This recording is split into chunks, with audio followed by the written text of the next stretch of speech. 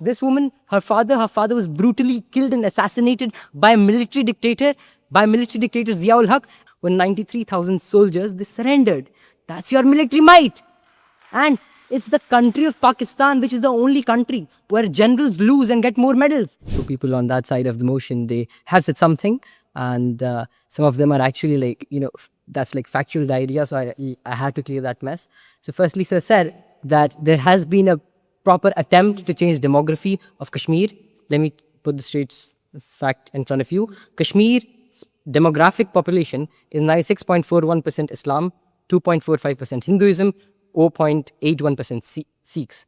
So that's the real-time demography of Kashmir. 97%, and you're saying that it's actually a change of demographics. If you know history, then I think that you should know about the mass exodus of Kashmiri Pandits, and that was one of the biggest sort of exodus which happened and which actually changed democracy. And the rivers of Vitasta and Chandrabhag are still evident to it.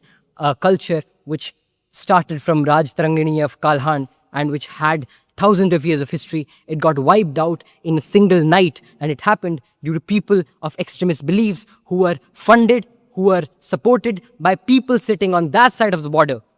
Now, this is what you have missed. Secondly, you have said that $126 billion of worth of amount is lost due to Pakistan. But I think you should know you reap what you sow. So I think you should remember that. Thirdly, my dear, our very own president, he raised a lot of sort of concern about the democracy in the state that's happening in India. That's perfectly all right. And they're saying that, Modi's India is doing that. They're giving their affairs and they're heading on Pakistan. Sorry, but Indira Gandhi did that too. Lal Bahadur Shastri did that too. And especially Mr. Israr Khan Kakarji was talking about the military might of Pakistan. I think you forgot where was that in 1971 when 93,000. How many 93,000? I hope that's a big number.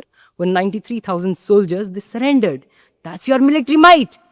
And it's the country of Pakistan, which is the only country where generals lose and get more medals, because it is evident that Pakistan's policy towards India is so centralized in its military that their existence is because they show themselves to be in a constant state of war, in a constant state of attack, and that has made them like one of the richest people. Yeah, like Fauji Foundation owns some $6 billion worth of things, and Pakistan is run by feudalist, nepotistic people who don't care about what the actual Jamhuriyat can do in Pakistan. Else, you should remember what Faiz Ahmad Faiz said. You should remember what Habib Jalib said, and then work on that rather than just helping and being sycophantic to the military. This woman, her father was brutally killed and assassinated by a military dictator, Ziaul Haq, and then her son who came to the Oxford Union, they are